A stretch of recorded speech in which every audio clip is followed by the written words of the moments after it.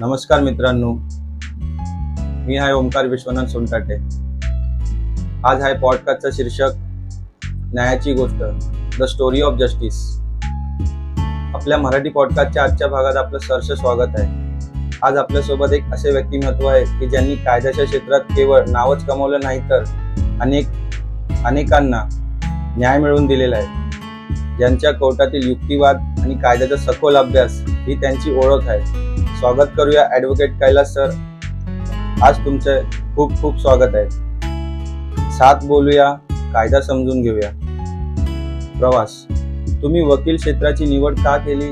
या प्रवासात सुरुवातीला कोणती अडचणी आली? असं आहे ओंकार की सुरुवातीपासूनच अभ्यासाची आवड असल्यामुळे वेगवेगळ्या क्षेत्रातील लोकांशी भेटणं, त्यांना समजून घेणं की त्या क्षेत्रामध्ये आपण काय काम करतो, कसं काम करतो, आणि ते समजून घेतल्यानंतर लहानपणीच मला असं वाटलं की कायद्याच्या ह्या क्षेत्रामध्ये मला जास्त वाव मिळू शकतो आणि त्याच्या माध्यमातून मी समाजामध्ये फार चांगलं काम करू शकतो, आणि म्हणून लहानपणापासूनच वकील व्हायचं हे ठरवलेलं होतं। फक्त तो प्रवास जो होता त्याला थोडासा वेळ लागला, कारण की तुम्हाला माहिती आहे की माझा जन्म इथे काजूपडातच झाला, आणि काजूपडातच जन्म झाल्यानंतर आपली जी परिस्थिती असते ती आर्थिक परिस्थिती एवढी मजबूत नसल्या कारणाने शिक्षणाची जी खरी जी गरज असते, म्हणजे जी आर्थिक पाठबळ जो असतो तो आपल्याकडे नव्हता, आणि त्यामुळे हळूहळू करत का होईना आपण एक डिग्री, त्याच्यानंतर दुसरी,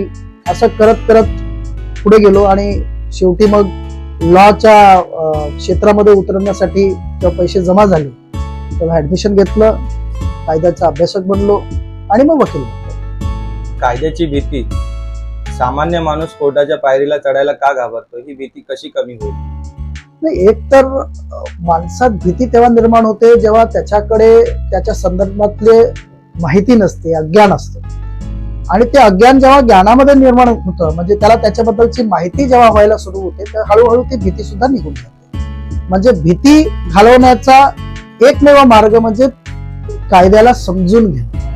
एकदा आपण कायद्याला समजून घ्यायला लागलो तर त्या कायद्याची भीती जी आहे ती आपल्याला सामान्य माणसाच्या मनातून निघून जाईल। कायदा हा खरोखर सामान्य माणसाला बळ देण्यासाठी आहे, भीती दाखवण्यासाठी नाही। सामान्य माणसावर होणाऱ्या अन्याय आणि अत्याचार साठी लढा देण्यासाठी जो ताकद आहे ती कायदा देते।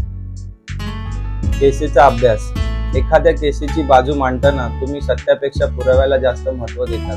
नाही, कसं ओंकार, आपण सत्य आणि पुरावे ह्या दोन वेगवेगळ्या गोष्टी आहेत असं आपण समजतो, परंतु आमच्या कायद्याच्या भाषेत आम्ही असं म्हणतो की सत्य तेच आहे ज्याचे पुरावे दाखवतात, किंबहुना सत्याचे पुरावे मिळू शकतात, जे असत्य आहे त्याचे पुरावे मिळवता येत नाही, आणि सत्य सिद्ध करण्यासाठी आपण पुराव्यांचा वापर करतो। सत्य आणि पुरावे हे दोन गोष्टी नसून सत्य सिद्ध करण्यासाठी पुराव्याचा वापर करणं, अशा पद्धतीची ती संकल्पना आहे।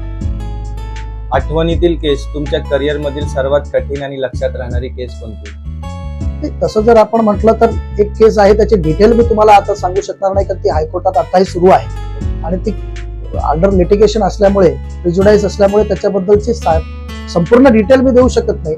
परंतु एखादा व्यक्ती जेव्हा आत्महत्या करतो आणि ती आत्महत्या करण्यासाठी त्याला कोणीतरी प्रेरित करतं किंवा त्याला कोणीतरी जबरदस्तीने अशा पद्धतीचे एक सर्कमस्टॅन्सेस तयार करतात की जेणेकरून त्या व्यक्तीने आत्महत्या केली पाहिजे, आणि जेव्हा आपल्याला ती आत्महत्या नसून ती कोणीतरी प्रेरित केलेली एखादी घटना आहे असं जेव्हा आपल्याला सिद्ध करायला लागतं तेव्हा ते थोडंसं कठीण असतं। आताही हायकोर्टात आमची ती मॅटर चालू आहे, आणि एक फार मोठ्या कंपनीच्या विरोधात आहे। सगळे डिटेल आज काही देता येणार नाही, पण योग्य वेळ आली की आपण त्या केस जेव्हा तो पब्लिक पोर्टलवर येईल त्यावेळेस आपण त्याच्याबद्दल नक्कीच चर्चा करू। यशाचा मंत्र, एक चांगला वकील होण्यासाठी कोणत्या गुणांची गरज असते? सगळ्यात महत्वाचा गुण म्हणजे अभ्यास करणं, एखाद्या गोष्टीच्या रूट कॉज पर्यंत पोहोचणं, म्हणजे त्याच्या मुळापर्यंत पोहोचणं, हे सगळ्यात महत्वाचा भाग असतो, आणि त्याच्यासाठी अभ्यास हा फार महत्वाचा असतो। वेळ देणं,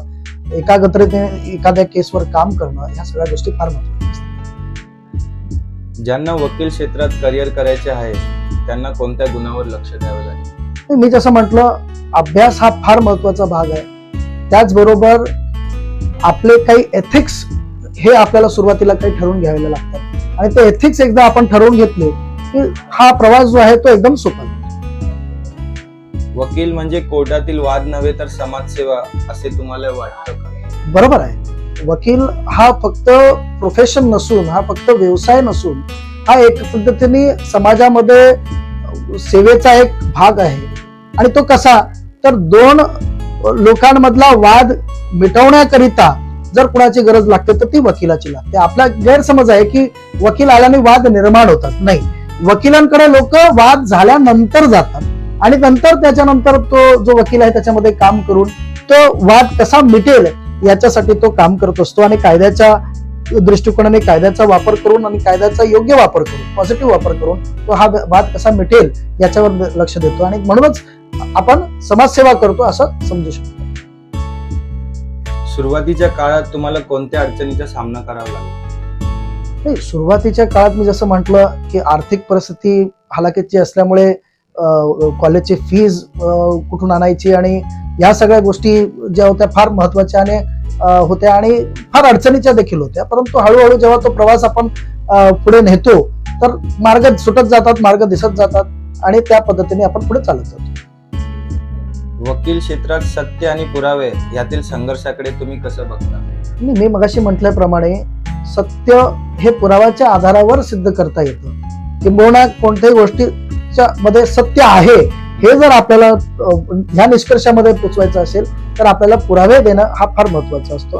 ते दोघे एकमेकांशी जोडलेले आहेत. सायबर क्राईम, सायबर गुन्हे, ऑनलाईन फसवणूक आणि यातून वाचवण्याचे उपाय काय आहेत? सगळ्यात महत्वाचं म्हणजे जेव्हा आपण सोशल मीडिया वापरतो ते फार म्हणजे एकदम काळजी घेऊन वापरणं फार जरुरीचं आहे. जेव्हा आपण अकाउंट ओपन करतो तेव्हापासून आणि अकाउंट वापरल्यापासून त्याच्यातले काय सेटिंग्ज आहेत, आपली प्रायव्हसी चे सेटिंग्ज आपण काय ठेवतो तिथून त्याची सुरुवात व्हायला पाहिजे. आणि सोशल मीडियामध्ये आपण जेवढी आपले पर्सनल डिटेल्स कमी टाकू शकतो ते महत्वाचं. कारण अनेक लोक आम्ही पाहतो की त्यांचे कधी कधी पॅन कार्ड टाकलेले असतात, कधी आधार कार्ड दिसतात, कधी त्यांचे मोबाईल नंबर दिसतात, कधी कधी ते पासबुकची कॉपीज टाकतात. या सगळ्या गोष्टी ज्या आहेत या आपल्याला टाळायला पाहिजे. परत जे फोन येतात आपल्याला कधी कधी की आम्ही अमुक अमुक बँकेतून बोलतोय, आपल्याला एक ओटीपी येईल, ओटीपी शेअर करा, या सगळ्या गोष्टी आपल्याला टाळल्या पाहिजेत. आणि जिथे जरुरी असेल तिथेच आपली स्वतःची वैयक्तिक माहिती जी आहे ती देणं हे फार जरुरीचं आहे. आपण आधार कार्ड सुद्धा जेव्हा एखाद्याला देतो तर मास्क आधार कार्ड हा अवेलेबल आहे, म्हणजे त्याचा पूर्ण अंक दिसत नाही, शेवटचे 4च अंक दिसतात आणि ते पुरेसे असतो पुरावा देण्याकरिता. त्याचा वापर आपण करावा. पॅन कार्ड जेव्हा आपण देतो तो पॅन कार्ड कुठे द्यावा याच्याबद्दलची आपल्याला माहिती असली पाहिजे. नाहीतर आपण अनेक ठिकाणी आजकाल आपण बघतो की सर्रास पॅन कार्डची कॉपी मागितली जाते आणि आपण देतो.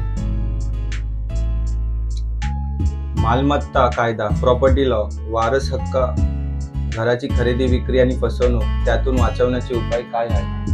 नाही, ह्या सगळ्या व्यवहारामध्ये आपल्याला एक गोष्ट लक्षात ठेवायला लागेल पाहिजे की सामान्य माणूस काय करतो, पहिले व्यवहार करतो आणि मग तो व्यवहार बिघडल्यानंतर मग वकिलांकडे जातो.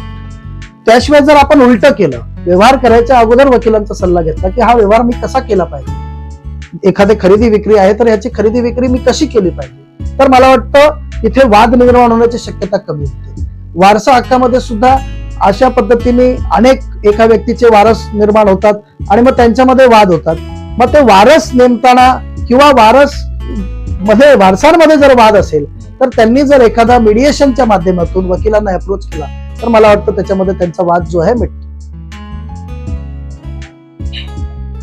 ग्राहक संरक्षण, कंझ्युमर राईट, ई कॉमर्स किंवा खराब वस्तूबद्दल दाद कशी मागावी? नाही, आता कन्झ्युमर फोरम्स प्रत्येक जिल्ह्यात महाराष्ट्रात उपलब्ध आहेत. आपण एखादी वस्तू जर खरेदी करतो किंवा एखादी सेवा जर आपण उपलब्ध करून घेतो आणि ती वस्तू किंवा ती सेवा जर आपल्या म्हणजे ज्याच्यासाठी आपण जे बघून ती घेतलेली आहे ते जर त्याच्यामध्ये ती क्वालिटी अवेलेबल नसेल, सर्व्हिस प्रॉपर मिळत नसेल आणि तो जो प्रोडक्ट आहे तोही व्यवस्थित जर नसेल तर आपण नक्कीच जिल्हा जे ग्राहक संरक्षण केंद्र आहेत तिथे जाऊन तिथे दाद मागू शकतो. एका साध्या पत्रावर सुद्धा कारवाई होते, त्याच्यासाठी काही वकिलाची गरज नाही, एक सामान्य माणूस एक पत्र आणि त्याच्याबरोबर असलेलं जोडलेलं बिल, त्या वस्तू खरेदी केलेल्याचं बिल किंवा ती सर्व्हिस घेतलेल्याचं त्याचं जे बिल जर जोडलं तर त्याच्यावर तिथे दाद मागितली जाऊ शकते. वकिलाची सुद्धा गरज लागत नाही. आज आपण ॲडव्होकेट कैलास सर यांच्याकडून कायद्याच्या अनेक गुंतागुंतीच्या गोष्टी अतिशय सोप्या भाषेतून समजून घेतल्या. सर, तुम्ही तुमचा मौल्यवान वेळ काढून आम्हाला मोलाचे मार्गदर्शन दिले, त्याबद्दल आम्ही तुमचे खूप खूप आभारी आहोत.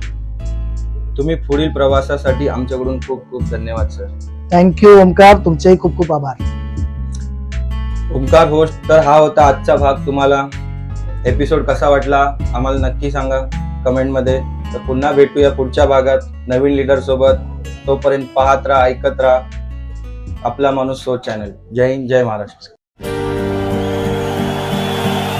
100 वर्ष शेळी होऊन जगण्यापेक्षा एक दिवस वाघ बनून जगा.